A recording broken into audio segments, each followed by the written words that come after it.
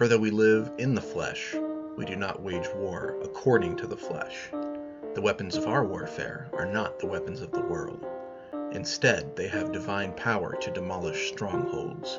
We tear down arguments and every presumption set up against the knowledge of God, and we take captive every thought to make it obedient to Christ. For our struggle is not against flesh and blood, but against the rulers, against the authorities, against the powers of this world's darkness, and against the spiritual forces of evil in the heavenly realms.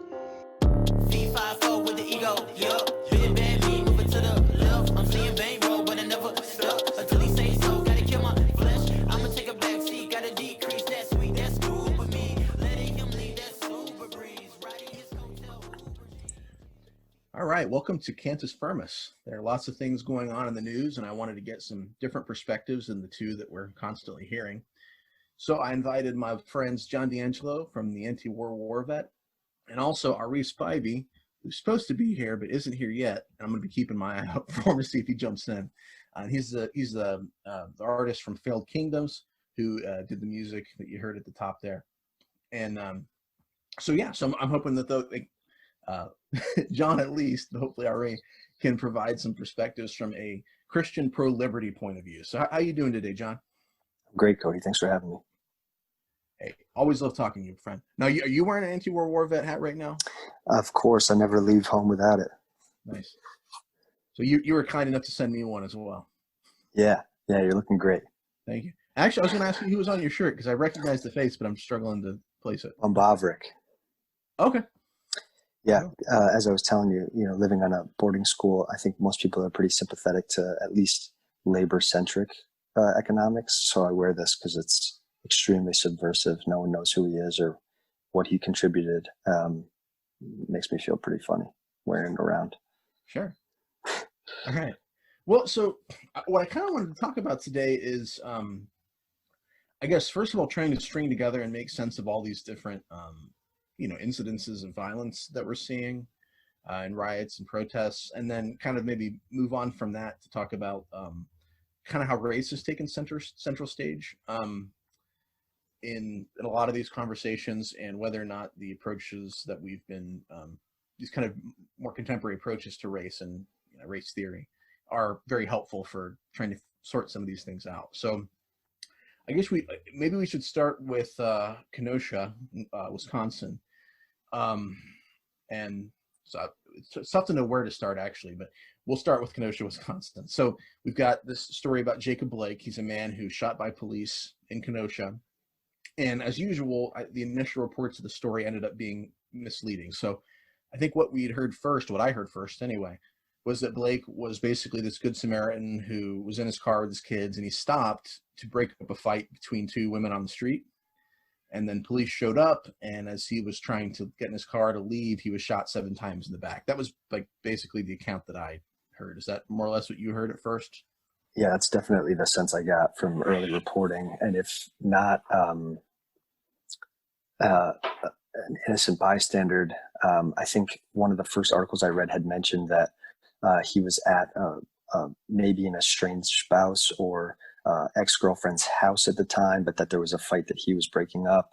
And I think it had quoted the neighbor as saying that he was just walking away after like a scuffle with police. So it early on had sort of acknowledged that there was maybe a little bit more to the story than what they were trying to assert. But yeah, like it certainly didn't inject any of that complexity early on, and still, I would argue, haven't. But yeah, I think that's kind of the problem. The information at first is always, kind of scattershot, and but as we'll kind of get into it, people react very quickly before all the facts are in. But so as I've been kind of trying to research it and piece it together since then, the story seems to be more complicated. So there were women fighting on the street. That part's true.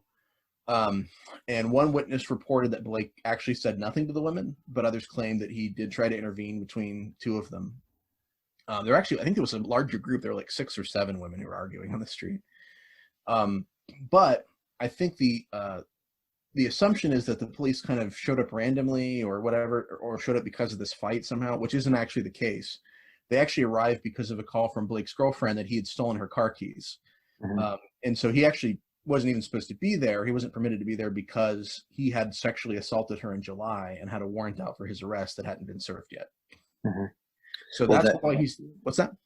yeah, so May was the initial charge, and then this day in August, it's unclear whether or not they knew who he was, but they knew, or what the extent of the charges were, but they knew before arriving to the scene that the person that the caller was complaining about did in fact have an open warrant related to her, which is all, I think, fairly important to understand for these cops arriving on the scene here. Yeah. So then I guess they're trying to subdue him, and they tasered him twice, which I kind of thought was interesting, because anytime that I've talked about Jacob Blake with anyone, they'll always say, well, why didn't they try to tase him first? Which they did, right? Yeah, that's not clear either, though, because some of the reporting so they definitely deployed a taser twice. Yeah. Whether or not he was tased twice is still unclear, and I think that that's another important thing. If they didn't use the taser effectively or actually hit him, that matters. I mean, I don't know how someone could have been tased twice and still be getting up and walking away from the scene more or less unaffected. I've seen people tased several times, and it's not it's not something you just brush off generally, especially if you're sober. Sure. Okay, so there's some question. They deployed a taser, but whether or not it hit him is an open question, I guess. As is, I think, how many shots he was. So they fired 7 shots, right? So but it's not clear if all those shots hit him or not. But there were 7 shots that were fired. 8 and 7 hit him, I think. Oh, 8 and 7 him. Okay, I kept hearing 7. So, okay, so firing 7 times. Oh, see, I don't know. I've heard both, but okay, maybe I'm being a little bit too. No, well, I think what we're kind of getting at is it seems like there are a lot of reports that are hard to reconcile early on. So, okay, so they at least deployed a taser. There are different reports about whether he was being aggressive or not. The police union says he was, and that he was armed with a knife, and that he put an officer in a headlock. Now, there is a witness there who heard police say, drop the knife, but they said that they didn't see a knife. And they also said that they didn't think that Blake was being violent. So then, okay, so Blake then, he tries to get in his car, and then that's when the police officer shot at him 7 or maybe 8 times. 7 is the number that I've read. But now, I've heard a lot of people say that, shooting a man trying to leave is unjustified, which I agree with. I mean, there's no sense in using lethal force against someone who's just trying to leave the scene. But I think it's at least plausible that police assumed he was not fleeing, but maybe going for a weapon. Although if he had a knife already, I don't know. So there's a knife that was found on the driver's side front floorboard of his car. That is true. So as I read about this, it seems to me that, I needed a lot more information before I could reach a conclusion about who was in the wrong and what police should have done differently. But rioters in Kenosha obviously felt differently, and they took to setting local businesses on fire and looting almost immediately. So it seems it's apparent from the get-go. So I guess I'd say, is it apparent from the get-go that this was police brutality, and particularly racially motivated police brutality? What do you think? I think it's unquestionably police brutality. Even if you grant that he's been violent on scene, he put a cop in a headlock, and he was walking around the car to get into the driver's seat to grab a knife, had the police been able to subdue him, there's several people on scene, several cops on scene, and when he's walking, there are no hands on him between the time that he leaves the scuffle or whatever at the passenger side door to when he gets over to the driver's side door. They should have engaged him physically before he got to the opening the door and getting inside. But even then, had you not been immediately behind him and not touching him as the police officer, him grabbing a knife is not a threat to you until, in fact, he's like wielding it, right? And it shouldn't be unclear if he has a knife or not when they're firing into his back. So the cop that actually shot him, Shinesky, I think his name is, Shesky, he doesn't touch him until he's apparently grabbing a knife per his side of the story, and then he touches him only to grab his shirt and shoot him 7 times. So I think it's a flagrant failure on the cops' side to not have employed lesser lethal means to controlling the situation before they had to shoot him 7 times. But as far as Blake goes, it's like so many of these cases where the victim, white or black, is very often like it's a complicated situation, right? It's George Floyd or Michael Brown or whomever. It's not simply a matter of police officers walking up to a random stranger who they had no business being around and then like, throwing them on their knees and executing them in the middle of the street, and I think that when you talk in the terms that are so often like floated out on Twitter or whatever, that's kind of the sense that you can get. And I think that's what spurns so much of the anger that's seeing people, throwing Molotovs through mom and pop shops and stuff. Well, yeah, and I guess my other question for you was, did it seem to you that there was a racial motivation here? And I think that the assumption for most people, well, for many people, from the get-go is that there is. If the officer is white and the civilian is black, then it's racially motivated, full stop. And right. I think that doesn't, that's very hard to prove in many cases. And I think another thing is that you can't say that there aren't racial discrepancies in this country that are not connected to racism. So I think there are some where sometimes there's a discrepancy that may not actually be the result of bias or discrimination, right? So, for example, people talk a lot about the pay gap between men and women, but most of, or if not all of that pay gap can be explained in terms of the choices that men and women make, the fact that men tend to be more career focused and women may have attention split between family and work and so on and so forth. And that when you remove from the equation, women who are mothers or whatever, then you start to see some of this. So basically, when you get rid of all these sort of extraneous factors, you find more of a parity. And I think there are a lot of examples between in this country right now where you see an apparent discrepancy between black and white that doesn't always end up being significant in as a proof of discrimination. So I think, for example, so okay, I'll start with some that do. So there's been a lot of studies that have suggested that black people are more likely to be profiled by police than white people are, and that generally speaking, that profiling ends up not being warranted. It doesn't really turn out that So for example, police are more likely to stop a black person looking for pot or drugs in the car than they are a white person, but they're not necessarily more likely to find drugs in a black person's car than they are a white person's car. But I think with police violence specifically, that I think becomes harder to prove that racial motivation, the racist motivation is primary. And I think it's even hard to prove if it's connected at all. But especially if you want to say that it's primary. But as you look at the Blake situation, do you think that it's obvious, as some people say, like, well, if he were white, this wouldn't have happened, as if police interact with millions of people a day. It's not the case that every time a black person acts a fool that they get shot, or every time a white person acts a fool that they don't, right?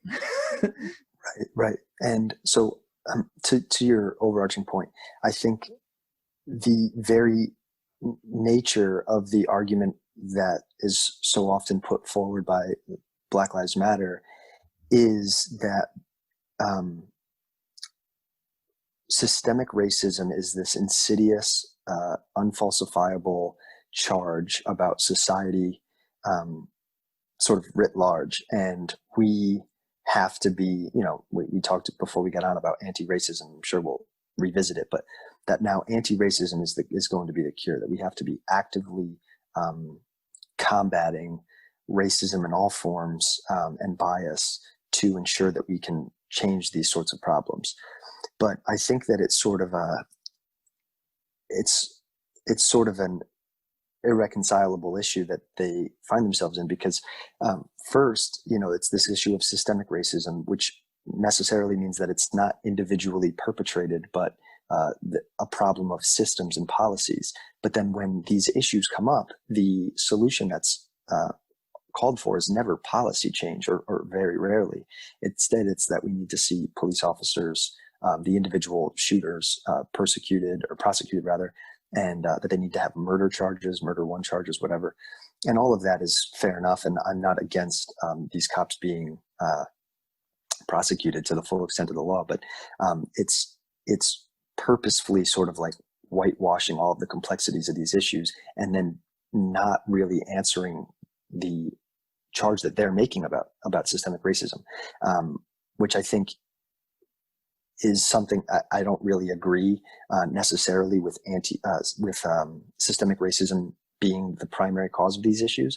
And I also don't think that there's like a policy you can make or propose that would solve it. I'm sure you are familiar with like the Jack Dorsey constitutional amendment to anti-racism thing. Did you hear about that? Yeah, I'm familiar with that. Yeah, so I mean, maybe you can do that, and we can have a panel of Soviet commissars on race to tell us whether or not something is racist. But I think that in a case like this one, race aside, we've seen scores of videos of white people being shot unnecessarily and unjustifiably. I think that we do ourselves a disservice when we talk about race first and foremost in these issues, because the culture and the legislature that offers that cop the option in his mind to pull the trigger 7 times into the back of this person is the thing that we need to be really trying to guard ourselves against. And I don't think it's really all that useful to talk about whether or not Jacob Blake is black. Yeah, well, and I think I kind of look at this in a multifaceted way. So on the one hand, a lot of the solutions that specifically focus on color, for example, implicit bias training, has not turned out to be very effective for lowering these, the numbers of these kinds of police violence. But solutions which specifically focus on violence training and holding police accountable has shown to be positive. So ultimately, I guess what I would say is the kind of the libertarian perspective, which looks at this primarily as an issue of state violence being unchecked, even if race is a factor, I think dealing with this question as a racial question doesn't seem to really turn much up, but dealing with it as a question of state violence would lower the amount of people killed by police unnecessarily anyway. And that would include black people. So I think, treating this as primarily a racial thing has not really tended to make much of an impact. But I think, beyond that, it's tough to say, this is because he was black. It's hard to know that. And I think about like Breonna Taylor, where that, the woman who was, shot in a no-knock raid in Louisville, Kentucky. And that's treated as an example of racism. And they'll say, well, it's race. And I think ultimately this is an issue where at what point do you start to assign blame? Because it really begins with the fact that these no-knock raids exist. Mm-hmm. And then once these police who go in, who are executing a lawful raid and are following orders, they bust through, someone else her boyfriend who's in the house starts shooting back because someone's breaking into his house and he doesn't know. Shooting first. Yeah. So, it's the way that, he's reacting to, a threat that he sees, right? And there's nothing wrong with him doing that. But then, of course, the police return fire, which, once they're in there, it's like, okay, well, you're being shot at. So it's kind of one of these things that the situation that was created by the fact that our legal system allows these things to happen kind of puts everybody in like a no-win situation. And to say that it's, if she wasn't black, she wouldn't be alive today, it doesn't really track with me. And in addition, of course, you could compare it to the situation with Duncan Lemp, who was also killed by a SWAT team and was white. and still has not received justice. Now, you know, I think with the Breonna Taylor thing, they're expecting very quick, people are expecting a very quick turnaround and say, well, the officers haven't been arrested yet, and that's because of systemic racism, because people don't care that the Black woman was shot. Well, I mean, I think public pressure is going to be a pretty major motivator, for one thing. But really, the reality is that in a situation where the police unions require a very slow process because they want to make sure that the police get their, what's the word I'm looking for? Due process. It becomes more difficult to hold police accountable than it does civilians. And that's not because the system's racist. That's because the system has been rigged toward police. Mm-hmm. Right. And, even if all of that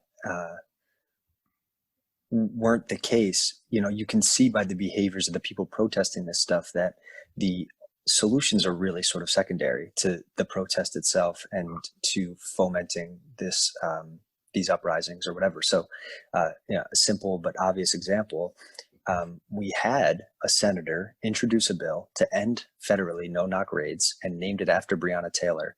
And he found himself in a mob of these very same protesters who he's acting on behalf of, the same cause anyway, being shouted down and threatened, and with his wife, which I think, I can't imagine being in that situation, but I think he showed an extremely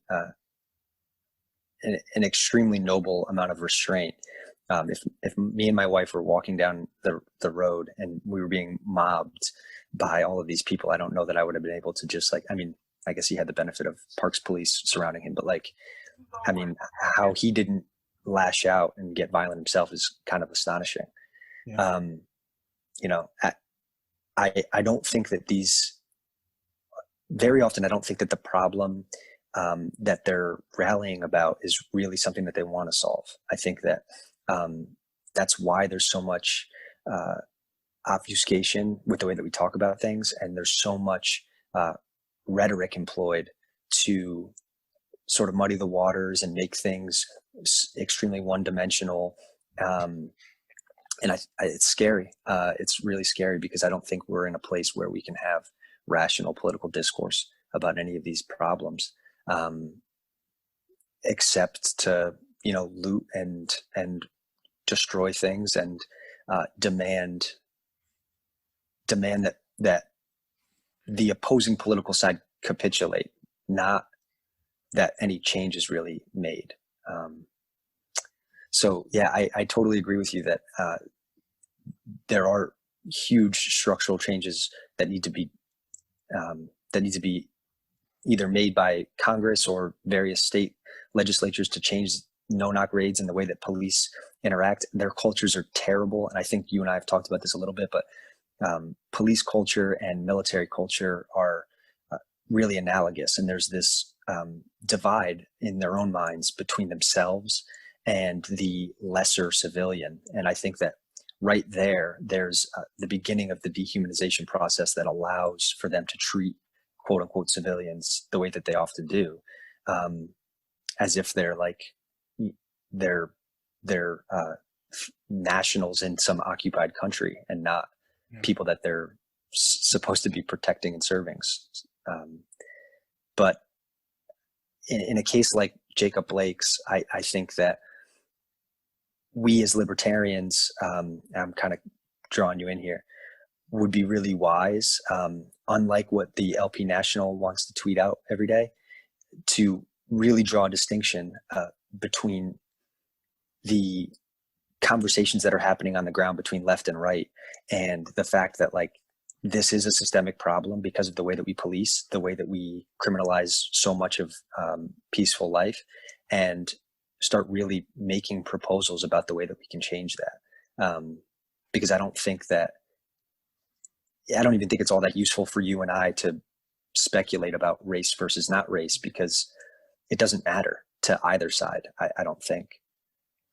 Well, I think it ought to, right? I mean, I think that kind of what I'm hoping to do is present an alternative way of looking at this, where we actually look at the facts and we're not quick to rush to judgment or just kind of believe what we want to believe about the situation.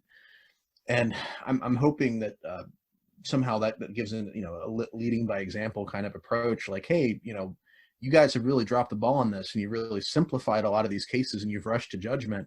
And what the result is that there's been a lot of property destruction. There's been actual deaths, and maybe we need to slow things down. Now, are people going to listen to that? Hopefully some, but I know what you're saying though. So I was going to mention, you talked about the senator who was being mobbed, Rand Paul, who's a Republican, and he introduced the Justice for Breonna Taylor Act, which I haven't really heard much about that since he introduced that. I don't know how that's doing. But that was the idea that it was going to supposed to end no-knock raids, right? Right. Actually, see, the act bans federal law enforcement officers from carrying out a warrant until after the officer provides notice of his or her authority and purpose. So yeah, and of course the irony is that as Rand Paul is walking through the street here, he's getting mobbed by these people saying, say her name, talking about Breonna Taylor. And it's like, I've said her name. I introduced the bill named after her. But, do they know? Do they care? Once again, the rush to judgment is what's important for them, not the actual facts on the ground. Well, I would just say that whether they know or care is equally disturbing. If they don't know or they don't care, that's terrible. And if they do know and they continue to act like this, I think it's really telling that, again, it's not about actually implementing change. And that would, maybe it would be a little bit symbolic because the federal officers that would be affected aren't necessarily the ones that are doing a lot of the damage that is spurring the protest. But this is a huge change in the way that law enforcement has to operate. And it's thanks to him, like this individual guy that you're mobbing. And so I think in every conceivable way, it's a real indictment of their position because, how can you be targeting this guy except to be, terrorizing him? And I don't know. We had spoken before this about how distressing I find this moment. And it's not to say that I'm hopeless, but I do think that this period in American history will be a formative one. And hopefully for the good, but I'm not super convinced that is possible. Yeah. Okay, so we talked about Jacob Blake, and then from there, within a couple days after that in Kenosha, well, actually, I think it's basically the day after he's shot, not killed. He's possibly paralyzed for life, but the day after he's shot, Kenosha begins protesting, and not just protesting, but looting and rioting, right? And there's a really humorous screen capture from CNN where there's a reporter standing in front of basically it's just like it's like an inferno behind him, and everything's on fire. And the headline was mostly peaceful protests in Kenosha, Wisconsin, right? So anyway, with all this going on, we have 17-year-old kid Kyle Rittenhouse who travels across state lines, but basically within a half an hour from his home to Kenosha with a semi-automatic rifle. That's how I read it described. I'm not a gun guy. I know sometimes gun people get annoyed when you describe things incorrectly. That's correct. Semi-automatic. Would you call it an assault weapon? I try not to use that term because I feel like it's one of these political labels that is useless. But yes, by the way that we all understand it, it was an assault rifle. Okay. So so he shows up saying, he's going to guard businesses in Kenosha from rioters. And that went about as well as can be expected. So Rittenhouse, it ends up being chased by a mob. And at one point, someone fires a gun kind of behind him, I think in the air. And right after this happens, he turns toward the gunfire at the same time that someone from this kind of mob chasing him lunges toward him, And I guess there was a witness who said that they reckoned that he was trying to take the gun from him. And Rittenhouse fires at this guy 4 times, killing him. Then he, kind of goes away from the scene, calls a friend. There's some recording you can hear where he's walking by where he says, I just killed somebody. And he does, I've heard people say that he sounds gleeful, which I don't really think he does. I think he sounds kind of scared. So anyway, right after this crowd forms around him. They identify him as the shooter. They're rushing toward him. One of them has a handgun, and Rittenhouse fires at them, and he kills one more guy and injures someone else. And so you hear him firing and see him firing, but there's also gunshots like all around him throughout this whole thing. Right. So he leaves the scene, and police you drive right by him to help those who've been shot, and he goes home and is arrested later. So immediately I saw people on the left describing him as a terrorist who showed up with the intention of killing people. And then, people on the right, including, actually like a lot of libertarians, seem to be very quick to sort of see him as a hero. And, just this guy who is using his Second Amendment rights to defend himself. And of course the NRA jumps up to defend him. Did they say anything? That one really bothered me. Yeah. Well, because you remember they were so quick to defend Philando Castile for his legal right to possess a firearm when he was killed by a police officer, right? That's the only thing I could think when they came for this guy is you want to demonstrate questionable racial motivations. There's no better example than Philando Castile versus Kyle Rittenhouse. Could be. So if I wanted to give the NRA a little bit, not very much, honestly, but a little bit of credit or charity, I could say, well, the difference was that they didn't want to attack police, and that's why they didn't want to defend Philando Castile, because it would mean going against police. But right, I suspect there could be also, I think, a racial motivation that they saw. I don't even necessarily think that's true, but I think that it's a really convenient way to frame it for opponents. For the most useless gun organization in America. And, if that's the case, and I don't mean to get too off the topic, but if that's the case, it just goes to show that we've actually institutionalized the misunderstanding about people with Molon Labe tags or whatever it is, not understanding who it is that's going to come and take it. I mean, we saw it. It's just, I don't know. It's so disappointing, but continue. You were doing a great job summarizing before I interrupted. Oh, yeah. Well, I was going to say, I did when I looked this up, Dana Loesch, I think her name is, who is an NRA spokesperson, she had claimed when they were saying, well, why isn't the NRA defending Philando Castile? She said, well, he was in possession of a controlled substance and a firearm simultaneously, which is illegal. And as we all know, the NRA is very concerned about making sure you follow the legal gun laws, right? They wouldn't say that any of those are unconstitutional or anything. Right. And if that's all the case, then Kyle Rittenhouse falls into the category of being in possession of an illegal firearm. Yeah. Because he wasn't supposed to have it being under 17, right? Right. You can't open carry under 17. Yeah, or under 18 rather. And, yeah. Boy. Okay. I was going to say something real quick. So we haven't heard from Aree yet, and I'm starting to wonder, I know he's got a baby on the way, and I wonder if it's possible, maybe it's not what's going on, but I wonder if it's possible that that's the reason why he's not responding to our messages right now. Well, if it is, congratulations, Spivey family. Yes, if it is, then congratulations. If not, then come on, Aree, what are you doing? You said 2 o'clock. It's 2 o'clock. Where are you? All right. So, okay. So, yeah. So basically, right away, everybody's just jumping on Rittenhouse one way or the other, positive or negative.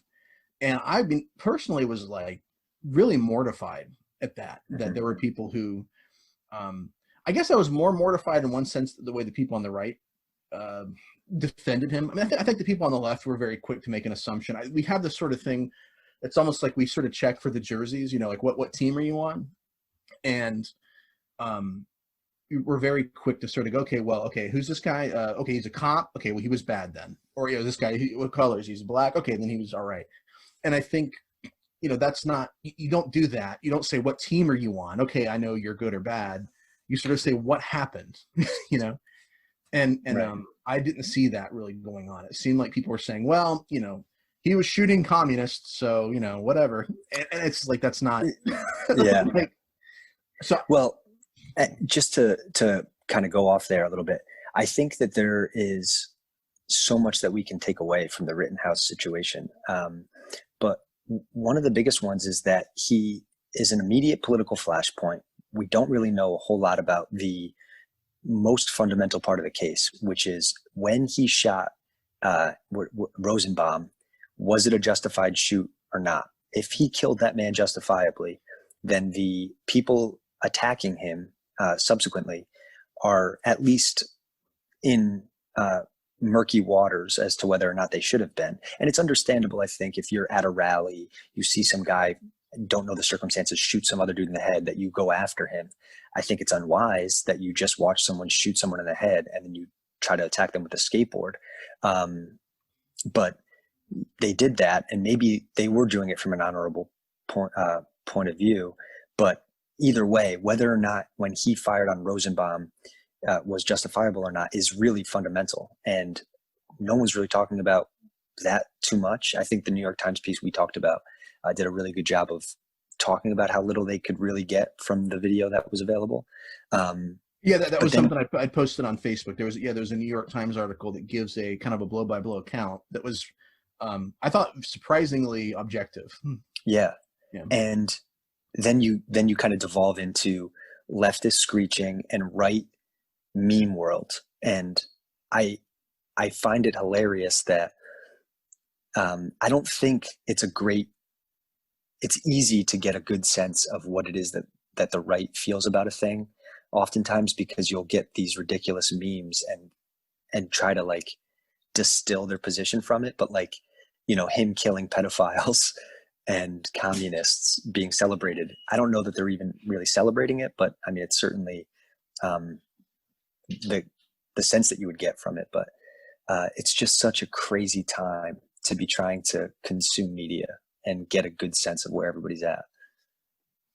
Yeah, and I mean, and as I look at Rittenhouse, I see Rittenhouse as a dumb kid who idolized cops and thought, I'm going to be, I'm going to play cops, basically. I'm going to play cop, you know what I mean? He goes in there thinking, like, I'm going to defend property, and I'm going to stand there with a gun, and everybody's going to respect me, and they're going to, leave all these businesses and homes alone or whatever.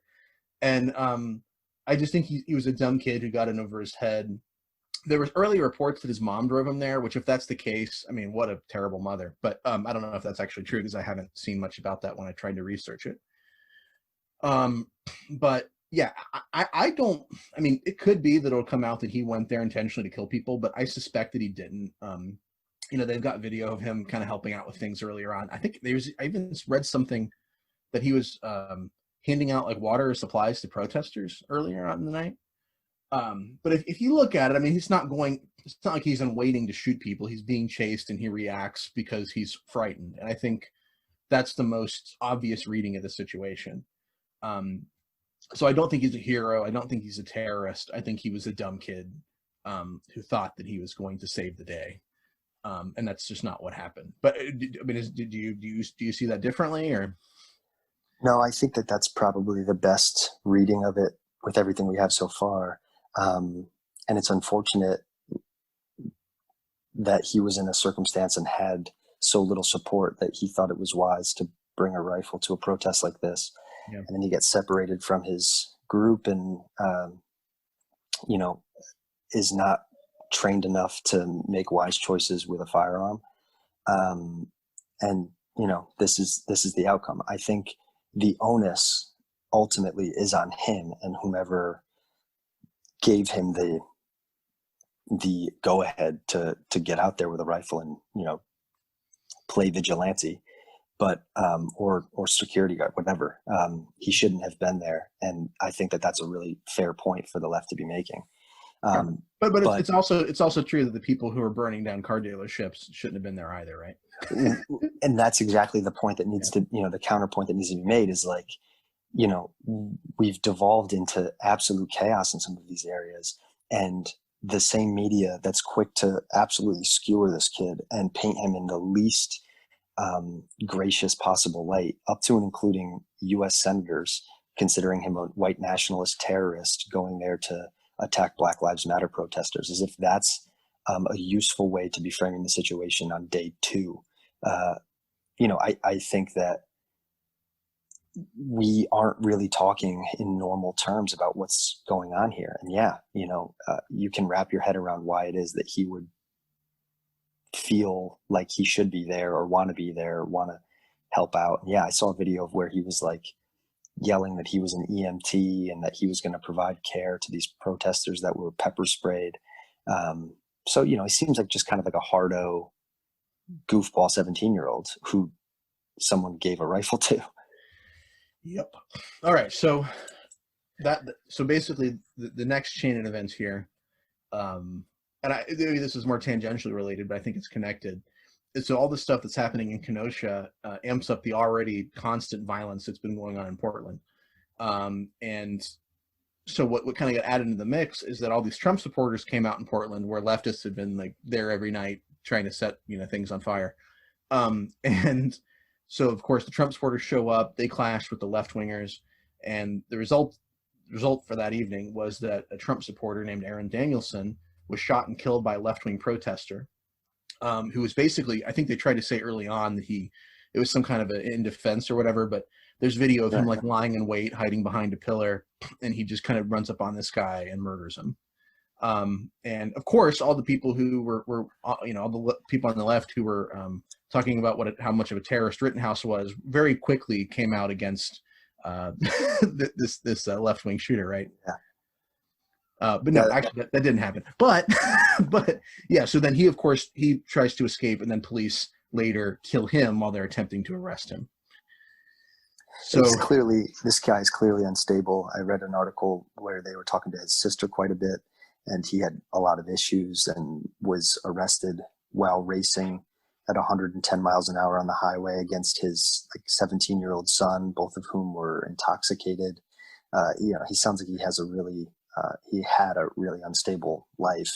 It seems like something you'd expect to hear from like a Trump supporter doing. That doesn't seem like somebody like a leftist would do, right? Right. Yeah. Well, if you were to read CNN, I guess that's the perspective you'd have to have. But I do think that that's kind of the inconvenient outcome of like trying to keep score and suggest that this is the right wing is uniquely violent. And you'd think that if that were the case, when it did happen from a leftist, like in a baseball field filled with politicians, or in this case, that they would be quick to like absolutely distance themselves from it, but they still obfuscate and make it really difficult to understand how it is that this guy came to shoot somebody else. And they still managed to like kind of paint Aaron Danielson as the villain in the story. Yeah. Which is odd. Yeah, because we don't look at the facts as they are. We look at what team everybody's on, right?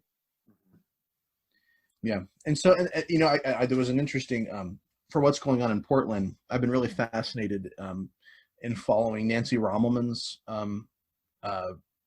articles she's been writing for Reason. Well, actually, I don't know if they've ended up in the magazine, but you can read them on Reason.com. So she's been a reporter who's been embedded there, and her most recent one was the headline was "You're not allowed to film: the fight to control who reports from Portland." And what's going on there is that there are all these protesters who are trying to limit the kind of filming that's happening and who is doing the filming, because they want to control the narrative. So they are funneling their videos out through this kind of third party who is passing them along to the major media. And there are all these videos where the protesters are being attacked by cops, or the cops appear to be the aggressors, and they don't want reporters who are there who are showing the protesters starting the violence, right? Or trying to get a rise out of cops. And so there's this real sense that they have that they want to obfuscate the truth. They want to show one side, and actually they don't just want to show one side. They want to try to force an excessive reaction from police, so that way they can film that reaction and paint that reaction as what police are just doing, unprovoked, right? And so if they can basically present this narrative as we're just here peacefully protesting and police are just beating the hell out of us, that helps. That's kind of the narrative they want to get out there. But the reality is that that's not at least what's happening in Portland. Maybe there have been other places where that has happened, But it's not happening in Portland. You know, well, there is police violence, but there's also a lot of protester violence. Right, and it's been persistent since like June. Like, yeah, like 3 months or something now, right? Yeah. Yeah, so Rommelman's articles and videos I would recommend people check out if they want to get a sense of what's going on there. But so anyway, all this to say, is violence helping us to make a better country, do we think? Is that being effective, or? No, and I think that we're destined to see a lot more of it, unfortunately, because of the terms in which we're talking. And I am hypercritical of the American right wing, usually more so than the left, because I do think that I have some, at least like sympathetic understanding of where they're coming from. But the left is talking in terms, the fringe left, the left that's actually moving the needle on any of this stuff, is talking in terms that almost necessarily means we can only solve these problems with more violence. When every cop is a racist who cannot be solved, you know, they can't be trained into being decent people, and everybody that is to the right of you know, the gas mask protester is a fascist. We have to necessarily understand that violence has to be the means to whatever end they imagine for themselves. And it's scary because, you know, this kid, Aaron Danielson, was, by the reading so far, a pretty conventional right centrist Trump supporter who, after months of seeing his own city, he was a resident, even though that was not initially reported. They tried to paint it as if he was another outsider, was killed. We're talking as if like he was trying to get everybody in Portland to be wearing brown shirts. And it's like he's looking at the destruction of his city and trying to come to its aid in some way. Whether or not that's correct is, you know, obviously up for debate. And I wouldn't be there, and I won't go to any of these precisely because I can't imagine that they'll do anything positive for society. But I don't know how else to read the tea leaves except to say that this looks like more violence on the horizon, unless we all get bored or winter comes and everybody has to shutter inside. You know, the writing is sort of on the wall. Yeah, and I wonder too if this is kind of one of these areas where the church ought to be representing an alternative society, right? Where we don't do this kind of stuff, or our approach is very different. And I think about, you know, the Christian civil rights movement in the 60s, and you compare that to the more secular movements that sort of come later that are more steeped in violence. And, you know, and I think, you know, Black Lives Matter as a movement is definitely not strongly affiliated with the church. And so they're definitely more like, they're not tethered to strong moral foundations apart from the moral foundation that racism is bad. Mm-hmm. And so it's like, okay, yeah, obviously racism is bad, but how do we build a better society? What should our goal be? And what are the means that are appropriate, the moral means that are appropriate to use that to do, you know, to get there? And they don't really have that background. So you get different answers from different people. And then of course, you know, there are other factions and other groups. BLM is not Antifa, and also BLM is not even BLM sometimes, because they're very bottom up kind of organization. So it's hard to sort of say exactly what BLM's going to believe or say. Yeah. BLM particularly, I think by design doesn't have like a modus operandi. They have leaders who believe in, you know, as we've all become aware, like pretty expressly Marxist-Leninist sorts of reforms for society. But, you know, we also see like just soccer moms wearing Black Lives Matter t-shirts. And I think that that's the victory of the rhetorical left and how they're able to use language super effectively. Yeah, I just had a conversation with a friend about this where I was kind of highlighting that it's a bit like being upsold by a car dealer, right? Where like you sort of go, yeah, well, so what's feminism? What's feminism? Explain that to me. And they say, oh, it's the idea that men and women should be equal. Oh, yeah, I believe that. I guess I'm a feminist. Okay, great. So then you think that all heterosexual sex is rape, and that we should, have abortion on demand that's paid for by the government. Well, wait, hold on. I didn't say that. And it's like you find that you've been like tricked into this. There's kind of this bait and switch where, I don't want the deluxe package. I just want men and women should be equal. And I think BLM's a lot like that too, where it's like, well, of course Black Lives Matter. What are you talking about? But then, next thing you know, you're getting roped into we should destroy the nuclear family. And so it's just there's just kind of this bait and switch where people sort of get you in the deluxe package, and it's a very kind of dishonest use of language. Well, and I think it serves, to my earlier point about not actually wanting to change policy, it serves the various like thought leaders in these groups like Black Lives Matter to not actually change anything, because every corporate boardroom is all on board. Every major, whether it's an app or academia, the media, they all bend over backwards to make sure that they represent the various iterations of Black Lives Matter or racial equality, which is all well and good to the Silicon Valley white suburbanite who just wants to see more justice for people of color, which I agree with. But they're able to capitalize on that and continue agitating for further I think just dissent within the U.S., which I think serves their ultimate aims. Much like the Bolsheviks would have, that same playbook. And it doesn't matter how many people are on board. It doesn't matter how institutionalized Black Lives Matter becomes, because as long as there's a single video circulating on the internet of a new questionable killing by police, there will always be fuel for the fire. And I think that that's by design. I don't think that they want the change so much as they want the control of the narrative.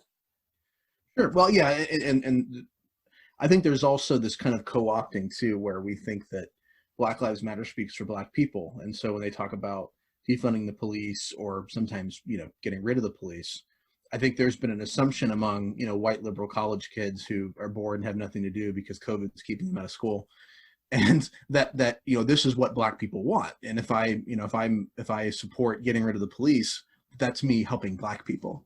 But when you talk to Black people, especially Black people in the inner city, they don't want police gone. They just want them reformed. They just want the problems to stop. They just want what I mean. Right. They don't want them gone though. They feel like this is something that they generally want in their neighborhoods. And so the radicals, it's kind of that whole, the same sort of phenomenon of like when Marxism was big in this country and, among college kids, like in the 60s, where, you had all these, trust fund babies going to, Berkeley and Harvard and stuff, and then telling, plumbers and construction workers that they were there for the fight and that they were, supported the proletariat and that it was their revolution. And these construction workers, like, what are you talking about? And so, there's this kind of, we'll speak for you kind of thing that happens. Well, actually, to that end, that's the foundation of why it is that I have a lot of hope for the direction ultimately of where we're going as a society, because the conventional Joe Sixpack, the guy who sort of like ebbs and flows with the political narratives and just sort of tries to keep their head down and punch the clock, I think that's the vast majority of Americans, left, right, and center. And I think that just as communists in the 50s and 60s were trying to figure out why it is that the working class won't throw off the yoke of capitalism, I think that they'll find that eventually the energy is going to fizzle out of these like radical leftist world-changing groups, and there will instead be like a sort of like a recalibration towards the center, which I think is healthy ultimately as an alternative anyway. But I just don't see how in the short run we're not going to see more violence and more escalation, especially if the people who are, professional protesters, it seems, are continually animated by what's going on. And how we don't have more of these shootings like the one from Portland, I don't know. Yeah, and you mentioned the Bolsheviks earlier. I wish that more people on the left would study Russian history and the French Revolution, or even, if you don't have a lot of time, just read A Tale of Two Cities. But like, just this kind of this idea that we sort of have that the current system's so bad that anything would be better, especially if it comes from a revolutionary left-wing movement. And the lessons that we learned from Russia, from the Russian Revolution and from the French Revolution, is that it can always get worse. And generally speaking, it gets worse when leftists take over. And I think, I mentioned this a lot, but Gil Scott Heron had this poem where he was talking about, these kind of this white hippie coming up to him and, trying to say we were kind of all on the same team. And he said, no, we're not. Like, I just want to be able to take care of my family and have food to eat and a place to sleep. And you're talking about trying to have orgies in the streets. And so I think most people are on that, just trying to have a place to live and be able to take care of my family side of things. And I think that's where libertarianism should have a strong inroad with people if they kind of understood it, which is basically just to say that we're going to, stop coercing. We're going to stop using force, and we're going to let you live your life. And if you want to, live your life in a commune where, you voluntarily redistribute all of your own wealth, then you are free to do that. You can create a progressive or socialist society at any time. You just don't need to, go in the streets and set buildings on fire to do it. And I think that's kind of the freedom I see in libertarianism. And I think that's also where I see it connected to Christianity, because Christianity is not connected with force and coercion either. And so that's kind of why I feel comfortable inhabiting both of those spheres. But yeah, and as you're saying that, I'm thinking, what does it look like for the libertarian movement or the Libertarian Party even to model itself off of the peaceful agitation for change that the church has shown throughout history? I always try to make the point to leftists or secular leftists particularly that, the Quaker abolition movement was one of the oldest and one of the purest from an ideological standpoint. Looking back, they genuinely believed in like equity often, and not just like a pragmatic thing that, slavery is, bad for business or uneconomical. They truly believed in freeing people for the sake of the people. And they had a really amazing way of asserting their position peacefully and subversively. And I think we're a great example to Christians today. It's just, what does that look like? How do we assert a subversive, liberty-oriented, or in our world, a Christ-oriented alternative to what it is that's happening now? Because whenever we're talking politics, I think that the ultimate ends for libertarians or liberty-minded folks has to be deconstructing the machine that everyone's wrestling for control over. Until that is like the overarching point that libertarians are making, I don't think we're going to make a whole lot of inroads with anybody, because there's already a left and a right available, and the more we play in the culture wars, I think the more just like the other side we appear. But getting that machine broken down and doing it in a subversive, maybe even apolitical way, is probably the best course. And it just, what that looks like is hard to say. Yeah, in my last video and podcast I did, I talked about some of the reasons why we have the polarization we do.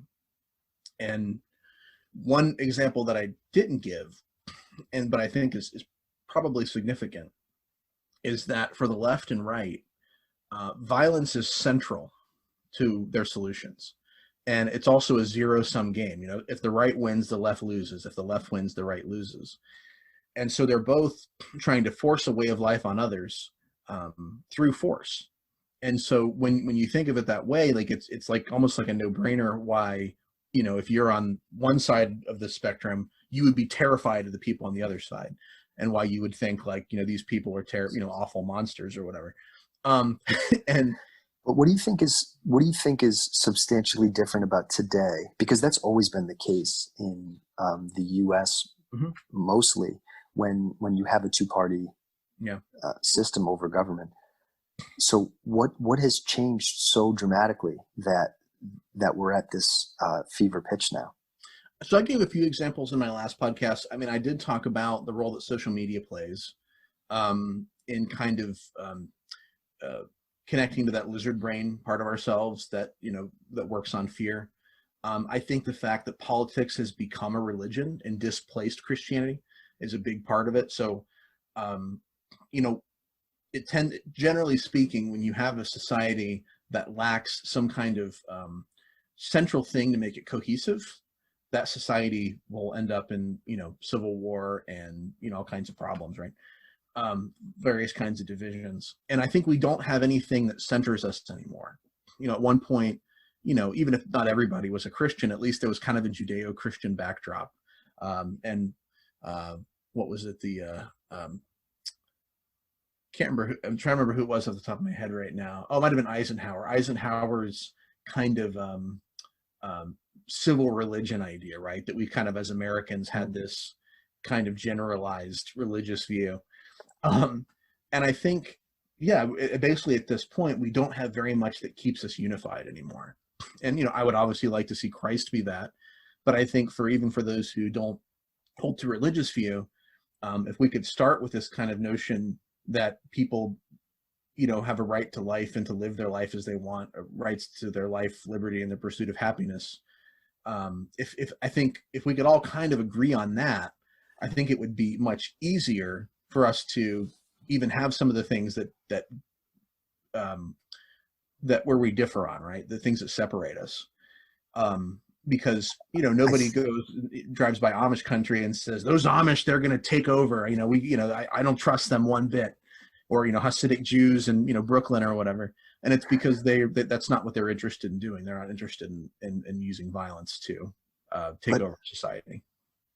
Maybe as like a to argue that a little bit, I think that the coastal leftist or even like liberal elitist would look down their nose at the Amish and consider them like basically a non-factor. Mm-hmm. But for for Mr. Danielson, there's an expectation for capitulation that I think we have to reckon with on like the right or, because they're all fighting for control. Right. But conservatives, at least even rhetorically, but very often I think in practice, they do want to take control and then like break away the political infrastructure from like daily life. Whereas the left and the liberal elitist often wants to, remake the world, and that world maker sort of like hashtag that I'm constantly throwing around to try to make the point that like, it's an entirely different way to view the world. And it's why I have a lot in common with like a Noam Chomsky, who is very much like a leftist, or a Michel Foucault, but doesn't want that same capitulation, right? Like where I feel like the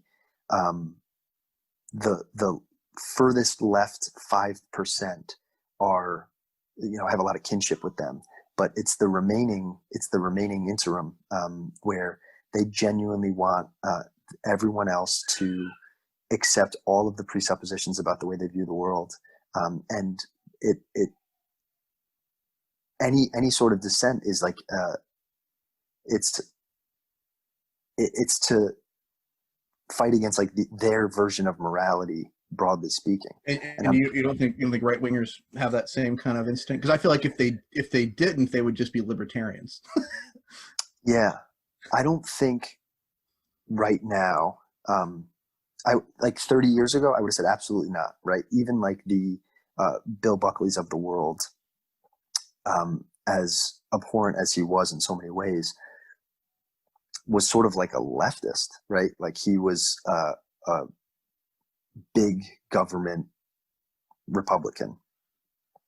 I think like old right conservatism and then the Joe Sixpack average, more or less apolitical constituent who may have voted for Trump or even like vociferously supports Trump because of some of the things they represent. I think that they very much want government to be less intrusive in their lives, and they want less of like the fever pitch of politics that we have today. I think most of the tension that we have is from like a leftward pull. And whether or not that's in the name of like genuine altruism or for the sake of agitation to like remake the way that we compose society, I don't know. I'm sure there's, varying motives, but I genuinely don't think that the average Trump supporter is an authoritarian like so many of the Biden Harris camp will be.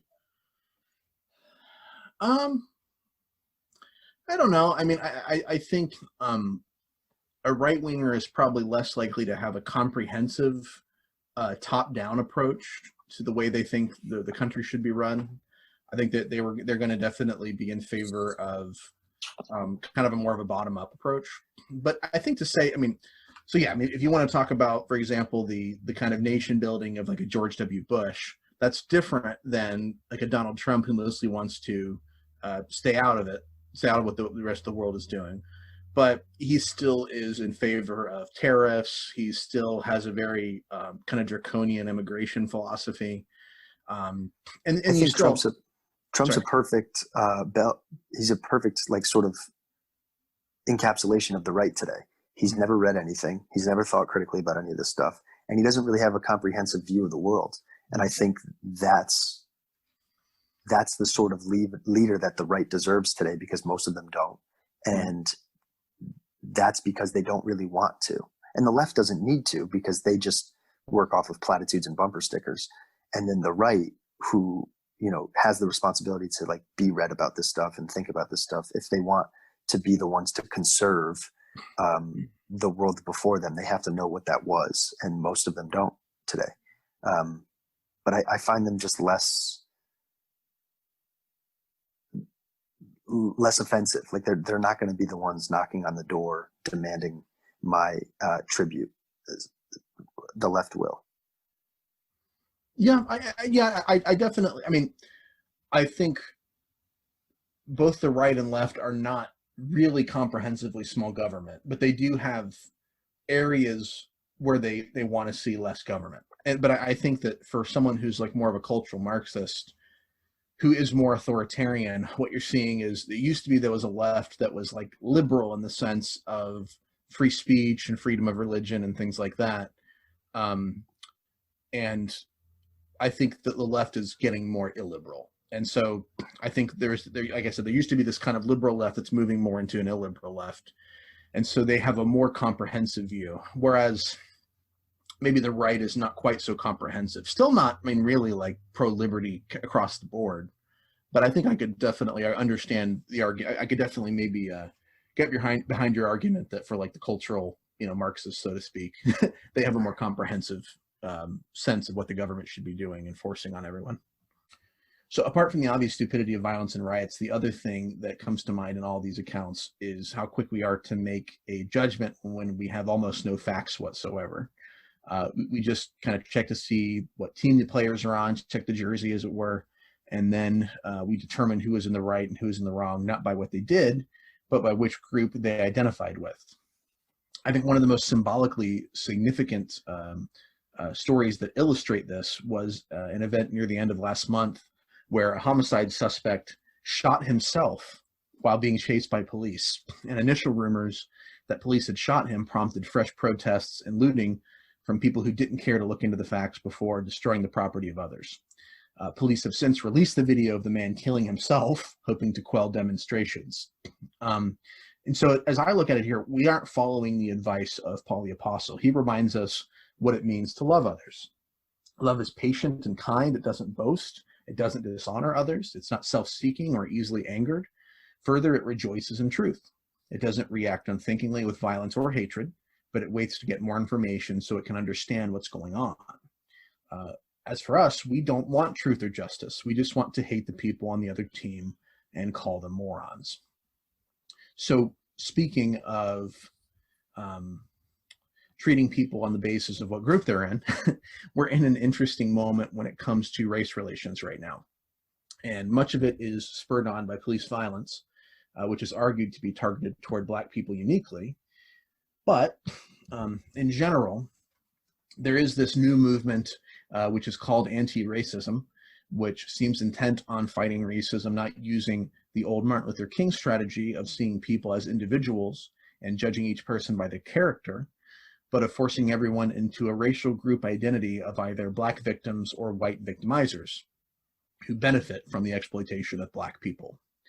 Opponents of this new philosophy point out that telling young white people that they should feel guilty for an accident of their birth is dehumanizing to them and will likely make racism worse. So Chloe Valdery, for instance, highlighted in a recent interview that if racism is rooted in insecurity, which is the common view in the field of psychology, then, quote, it is a really bad idea if you want to end racism to try to do so by making people feel insecure, to make people feel self-contempt, end quote. A lot of white people have internalized white guilt and feel morally inferior because of their race. They can either remain in that terrible place of self-loathing, or they can lash out and become emboldened in a white identity that they didn't have before. They were told that they do. So by abandoning this notion that we should be able to be judged by our character that we found in King, we inflame racial animosity and we make the situation worse. So in addition to this, opponents of woke anti-racism have argued that it's also dehumanizing for Black people. John McWhorter, for instance, laid out in his book, Losing the Race, how the notion that Black people are victims has bred low self-esteem, a philosophy of anti-intellectualism, and a Black separatism that makes progress and integration very difficult. Concern for how our present focus on race might psychologically damage Black people was also displayed in a Twitter thread by an anonymous white academic whose profile has now disappeared, but which has been preserved in a few other places online. So at Publicola17 is the author of these tweets. And I probably won't read all of them, but I wanted to kind of give a perspective, at least some of it here. It begins by him saying, woke anti-racism is child abuse. And he highlights Thomas Chatterton Williams' memoir, Self-Portrait in Black and White, where he sort of comes to terms with himself as not necessarily being Black or white. And he argues that, what this guy is saying is that, his family is living, the antithesis of that perspective, and he fears that it may damage his children irrevocably. He highlights that he's white and his wife is Black. He says, when we met, we saw each other's race, but we didn't think that was the most interesting thing about us. We foolishly thought our children would be part of a post-racial future in which all Americans could just be human beings to one another. Then came Trump. I decided I should try to learn more about my fellow citizens who I now realized were completely opaque to me. In contrast, my wife decided she was at war with an immutably white supremacist America. My wife began to read authors like Nicole Hannah Jones and Michael Harriot. She had a racial awakening, concluding that she'd been inauthentically Black all her life. My wife came to think that her mind, trained in exclusive private schools and in 2 Ivy League institutions for a BA and a PhD, had been colonized. She's come to think she owes her success to being the right kind of Black woman, an inauthentic and white-acting Black woman who is non-threatening to white spaces. Most disturbingly, she's interpreted her 5 decades of life, in which she only ever had one very mild story of a microaggression, as a history of brutal, grinding racial oppression. Deep beneath her inauthentic white acculturation is an oppressed Black woman struggling for freedom. This is what racial grievance entrepreneurs like Nicole Hannah Jones have done to my wife's mind. What she's doing in turn to the minds of our children, I lost it here, the minds of our children, makes my blood run cold. My wife is teaching our children that America hates them and wants to kill them because they're Black. Rather than take the birth of our children, ambiguous, innocent, raceless little creatures, as an opportunity to rethink the oppressive American race ideology and not hand it down to a new generation, my wife got woke after Trump and doubled down on anti-racist racial essentialism. And he gives a few stories. So he talks about, she regularly explains to our kids that the police want to kill black people. Blacks are people police like to kill and always have been. They will keep using the pretext that they got scared when unarmed people reach into their cars like Jacob Blake, or steal police tasers like Rayshard Brooks, as long as using that pretext allows them to keep killing black people with impunity. That's what she told our children, who by plantation logic are among the black population that the police go out hoping to kill every day.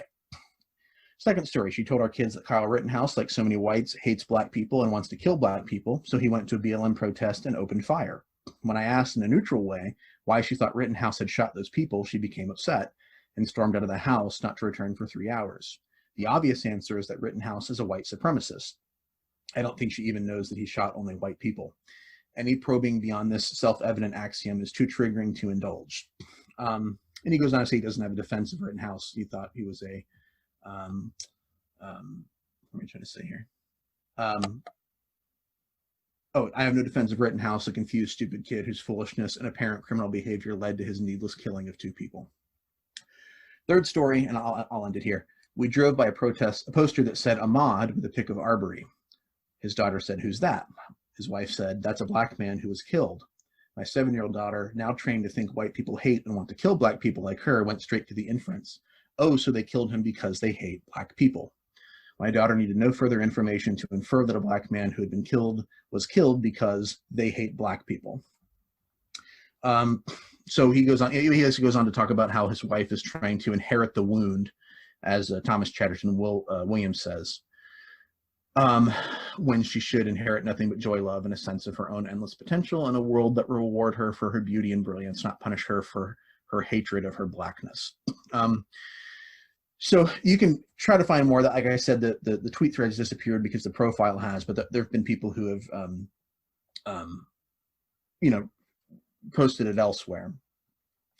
So I can imagine. I mean, it seems like it would be a really tough position to be in a marriage where suddenly there's a vast difference in how the 2 people see each other, particularly when it's a quote unquote mixed race couple, and where race has never been important and now it suddenly is.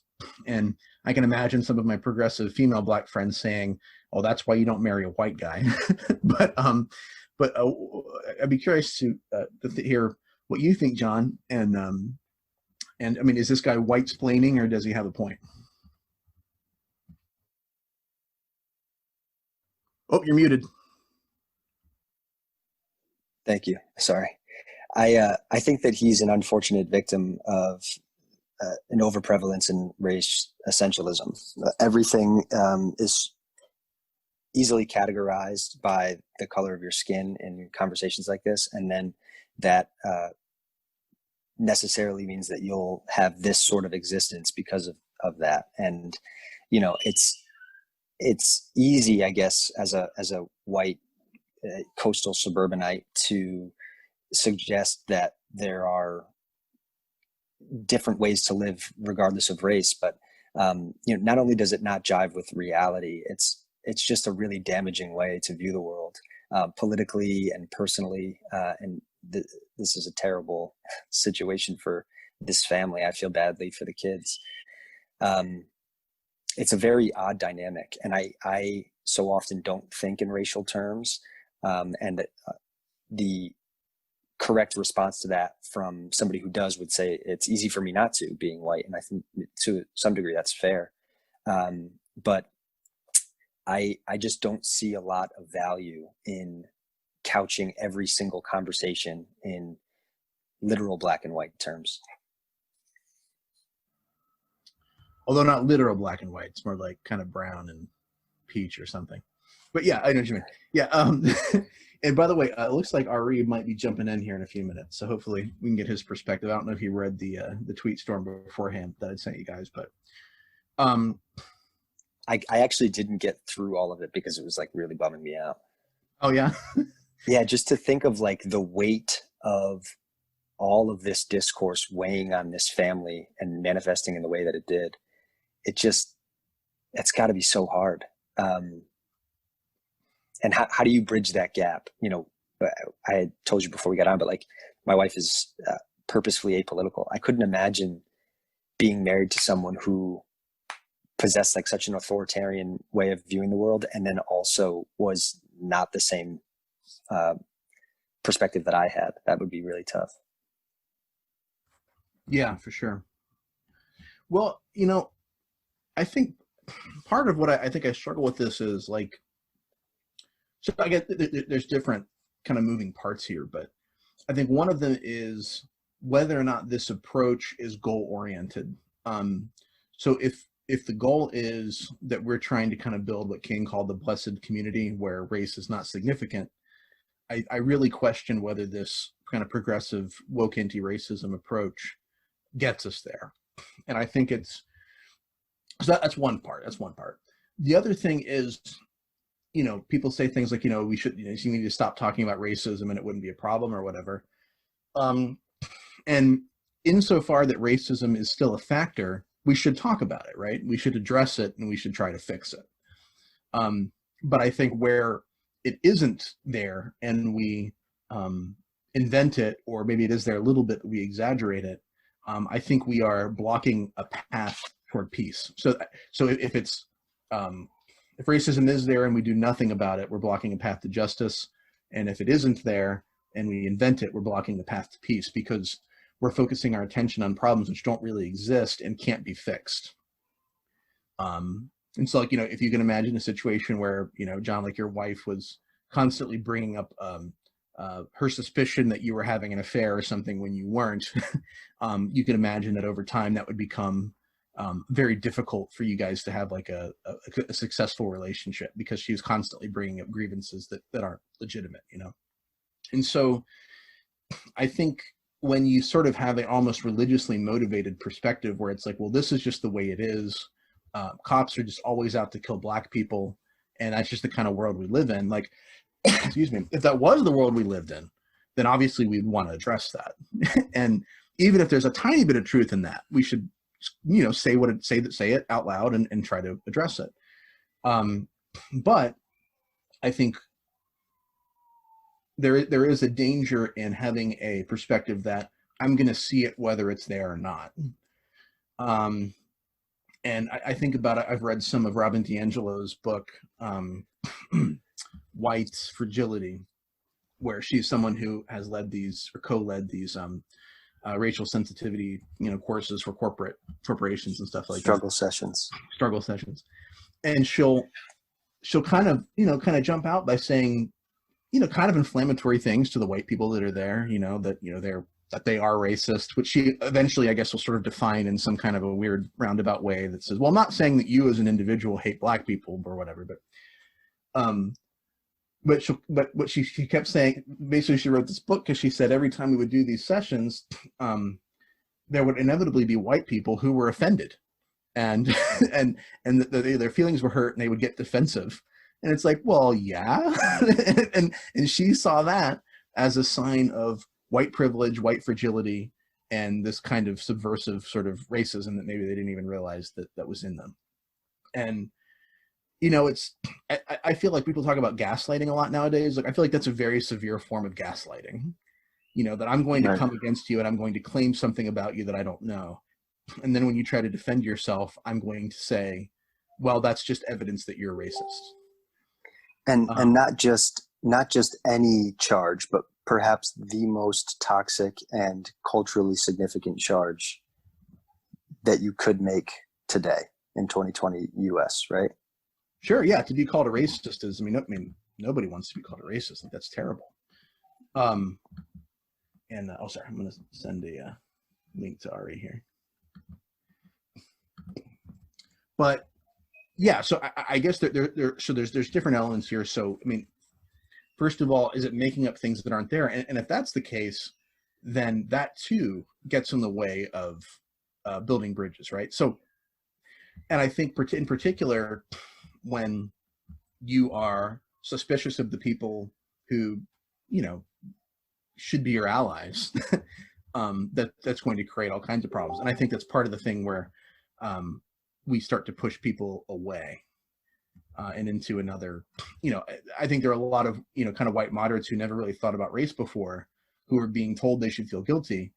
and they're either going to sort of kind of go around with their head hung down, feeling guilty about it and talking about how they just feel like terrible people, or they're going to say, you know, I'm tired of feeling guilty for things I can't control, and they're going to go to the white extremist side. And I think, you know, I think that that's definitely a valid concern. I think insofar as we're seeing that grow, I think that's at least part of why. Yeah. And I think, you know, most people aren't trying to adjudicate these claims like by drilling down into the data. So when you make an assertion that, like, I mean, Michelle Obama at the DNC was talking about, I want to read her quote exactly because it is amazing. She said, here at home, as George Floyd, Breonna Taylor, and a never-ending list of innocent people of color continue to be murdered, stating the simple fact that a Black Lives matters is still met with derision from the nation's highest office. When we have somebody who is so publicly influential and carries so much heft with the things that she says, a never-ending list of innocent people of color continuing to be murdered because the supporters of theirs would have the nerve to assert that a Black Life Matters puts them at odds with the presidency. I mean, every bit of that is a rhetorical trick, and is not like something that you could substantiate. And you know, you hear so often about like a genocide of Black Americans, Black unarmed men, particularly by police, and the numbers just don't bear that out. And it's not to say that it isn't a problem, and you won't find a more critical person of police than me. But I can't not acknowledge the fact that there's a lot of inflammatory language being used that just takes away from the actual goal of making any change.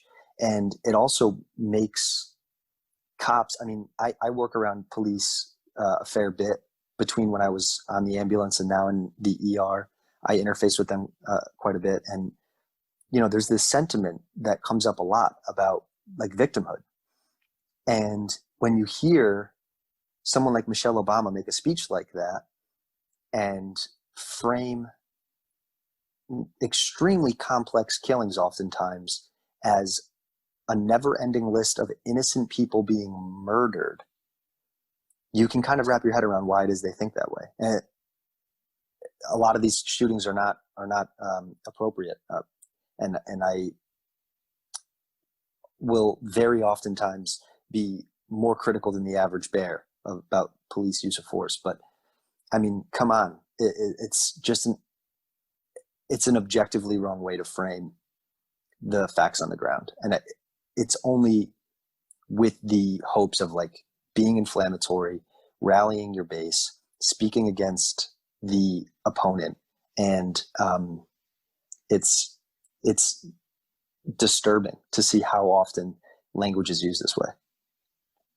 Yep. It looks like Aree's trying to jump in. He's got a nice mic there, man. What's up, Aree? Can you hear me? I guess not. Oh, okay. Gotcha. Okay, just making sure. What's up, man? I'm good. How are you? Doing all right. I don't know if it's coming from just my computer or is it coming from my mic. I have no idea. So that probably was like the big thing Okay. I'm trying to get worked out. Gotcha. Well, we got you now, man. Alrighty then. So Aree, we got Aree with us finally. You doing okay, man? Yeah, I'm good. I'm good. It's been a busy day, I guess, a busy morning. Well, you and I both have a kid coming soon, right? Mm-hmm. So we assume that it had something to do with that. Is everything cool? Yeah, she's good. She's been, I don't want to get too much into it, but she's been having, contractions every now and then, and like I guess they just they were really strong this morning. Yeah. So we just wanted to be, be safe, and so we rushed her to the hospital, and we're like, is it happening? Then it was false alarm. So gotcha. But you're far enough along that you're not too concerned if she starts having contractions at this point. Yeah, she's literally supposed to have the baby this month, at the end of this month. So it's about 2 weeks away. So, dude, that's awesome.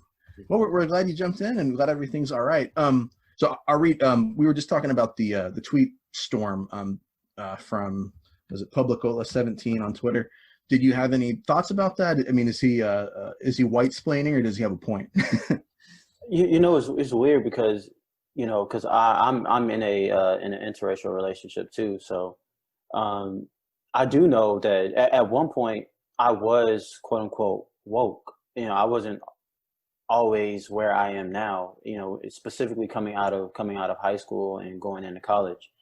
A lot of what I knew was grounded in other people's experiences, because if I were to have to understand society through my own experiences, I would say that racism is extremely a small part in a small aspect of my life. I don't feel as if socioeconomically I've been held down by white people, and I've never been arrested. I have a clean record. I've never been accosted by a cop before. So if I had to understand it through my own experiences, I would be like, well, I really don't see any systemic or institutionalized racism in my own life. And even in terms of the people that are surrounding me, the Black people that are surrounding me, even like with my parents who hold like, obviously I'm not saying that there's no racism and there's no racial tyranny in society. Obviously there is, but in terms of it, like really being a big aspect of my life, I would say no.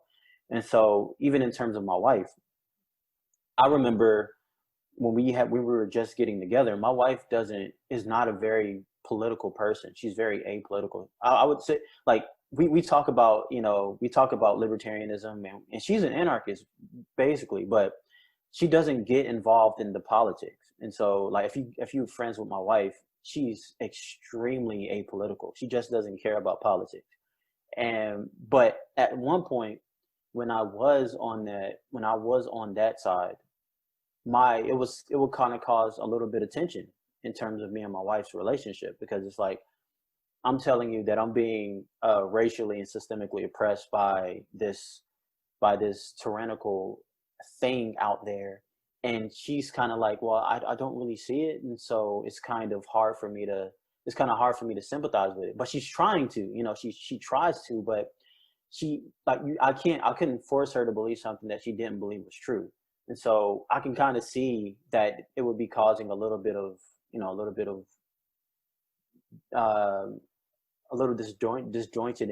disjointedness even in the way that they parent and within the relationship itself, because I have firsthand experience that that's what was happening to me and my wife.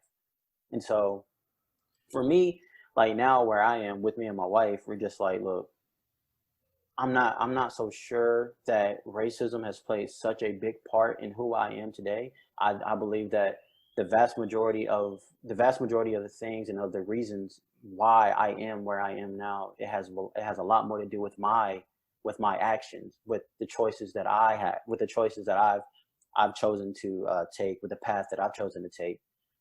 The reason why I am where I am now, the reason why we have a house, the reason why we have 2 cars, the reason why we have a little bit of money in the bank, the reason why we have a child and we didn't do it out of wedlock, is due to the choices that we made. And so I can kind of see where this guy is coming from. It's like this woke narrative, it does have a tendency to like put a wedge in people's relationships. And I can see that now because like it's put a wedge in relationships where I am now, and I'm Black, between a cousin of mine and this friend of mine, it does have a tendency to put a wedge between relationships, and it makes it difficult to navigate through relationships if you are going through this. And honestly, it makes sense. I mean, if I were like someone in the 50s where my grandmother, she grew up in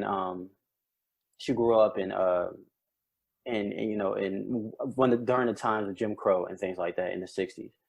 And my grandmother would have deemed it extremely difficult for her to be a friend with someone, or to be friends, or to be in acquaintance with someone who looks at her predicament, which is absolutely the case. My mother was being systemically oppressed by the government, by a racist government at that time.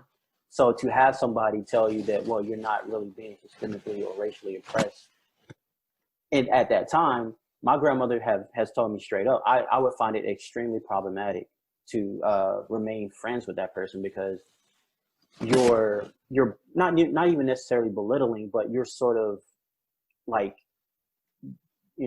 jettisoning. I guess they have a tendency to jettison the reality of what my grandmother was experiencing. So when you have a person who believes that they are being racially and systemically oppressed today, but then you have people who are on the quote unquote right, who are saying, well, I don't necessarily actually see it that way. Like, I think that that's going to inevitably and necessarily cause. I mean, I don't want to interrupt you, but I'm every so often I'm hearing a little bit of feedback or something on the mic suddenly.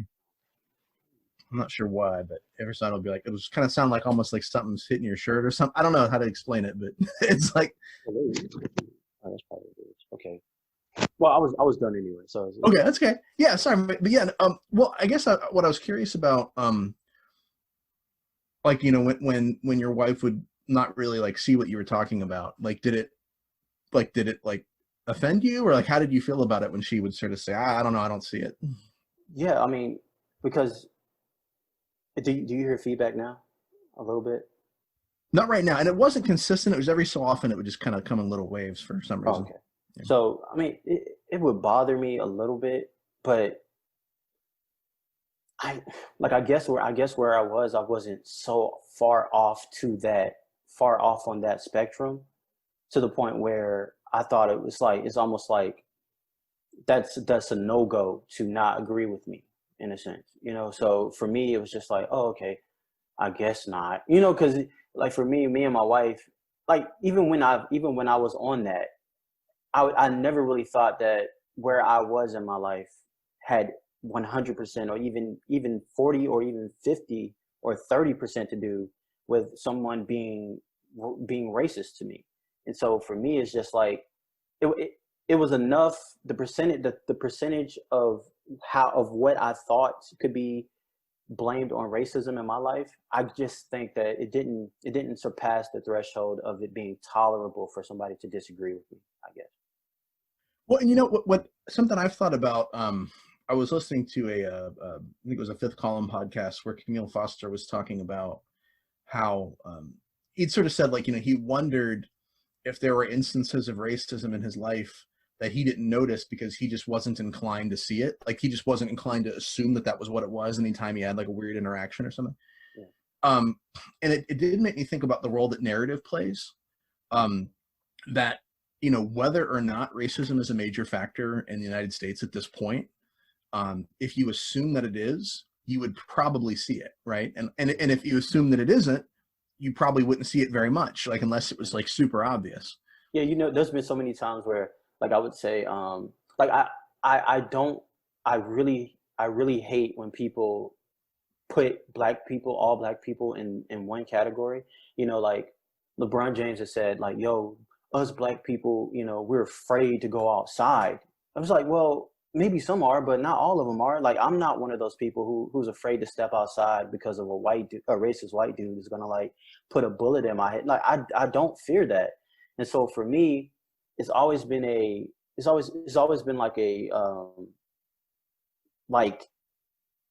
so there was this girl, she was like, well, I commented on that, and she said, well, maybe you just don't see it. It's like, well, maybe, but it's like you're asking me to believe in a ghost. I don't see anything. I don't see what you see, and I think it's kind of disingenuous. And I'm trying to be a person where I'm a lot more empathetic and sympathetic to people's experiences and to people's point of view, because I don't want to just be that person who's like a facts over feelings. It's like, well, feelings don't necessarily have to conflict with facts necessarily. Like, maybe your feelings are actually indicative of a fact that's an actual reality. So for me, it's just like, I'm trying my best to stay objective, because if I'm going to judge something off of my own experiences, it's like, well, yes, I'm not specifically with the narrative thing. It's like,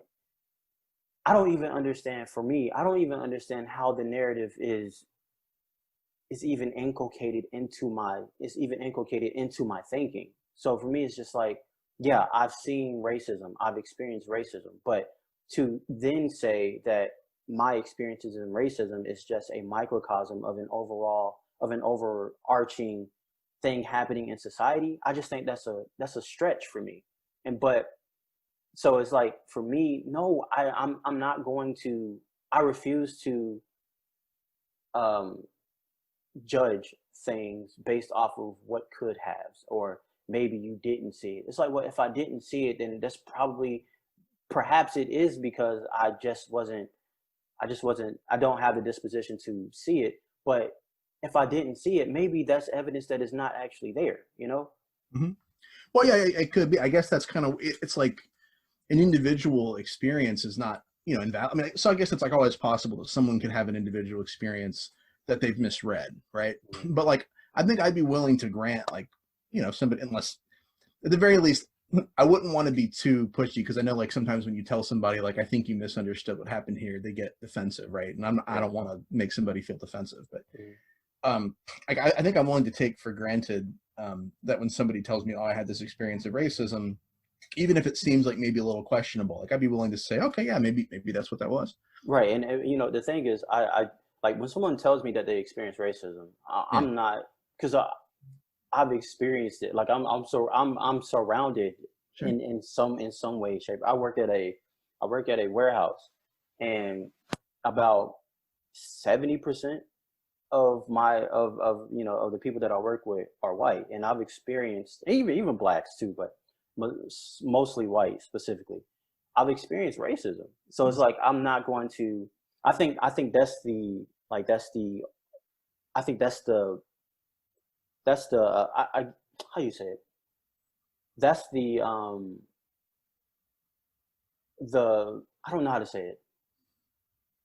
I guess that's the thing that I'm not willing to call into question. Sure, yeah. You experiencing racism. It's like that's perfectly reasonable for me to assume that that an instance of racism that you claim to have experienced. Yeah. I'm not going to say, well, how do I know that that actually was? Sure. But that experience of racism may not mean as one black liberal representative had said, that it's open season on black people. Right? Yeah, like yeah, you can't really extrapolate that to that level. Yeah, then that's what I tend to see. Specifically because it's like I am in an entirely black family. I have Mexicans and some whites in my family, but the majority of my family are black. And when we talk about racism, when we talk about these narratives, they tend to extrapolate from these individual instances of racism, and they extrapolate those individual instances of racism as if that is a representation of what's going on in America as a whole. And it's like, I've only been alive I'll be alive for 26 years in next month. How could I ever believe that my particular experiences in some way, shape, or form is indicative of the overall society? I'm one person and there's like 300 million people in this country. How could my experiences be indicative of what's going on in America as a whole? Well, I think part of it is that it's a convenient and easy sort of way to frame things, and it doesn't even have to be like malicious necessarily, as it is like they're complex issues, and that's a thread that we've come to understand fairly well. And so it's like, yeah, that's an explanation that people can wrap their heads around. And I also think there's a bit of asymmetry in racism, in that, like, if you are a person of color who's experienced it, it's easy to extrapolate to the larger society by saying, well, if this one person was brazen enough to be a racist to me, then clearly there's a lot of closet racists out there. But I think that the rhetorical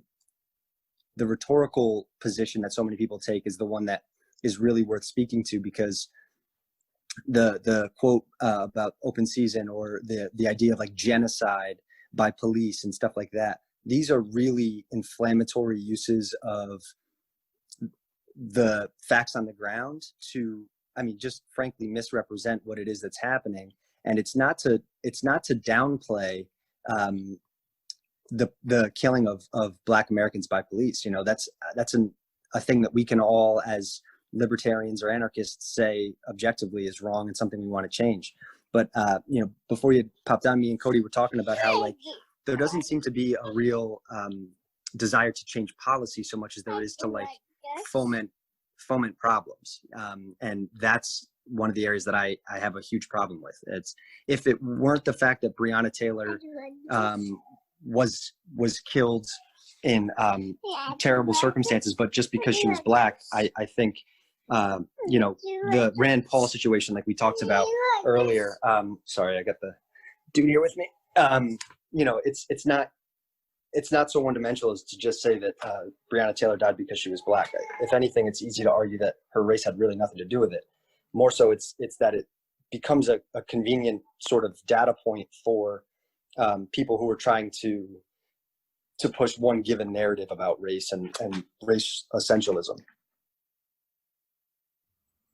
Yeah, well, and I think, you know, the kind of what Aree was getting at, there's a role here for, like, statistics and objective data. And I think when you look at that, you can find areas where there are discrepancies. And in some of those cases, I think discrepancies might be race-based. So, like, I was telling John earlier about an interesting study that a friend of mine had pointed me to. They talk. I've heard people talk about, you know, even though infant mortality and you know, women dying in childbirth is pretty rare in America, it happens a little bit, and it was pointed out that it happened more with Black mothers than with white mothers. And that on its own might not tell you very much, because there could be different circumstances that are, like, these other factors as well beyond just, okay, well, you know, skin color.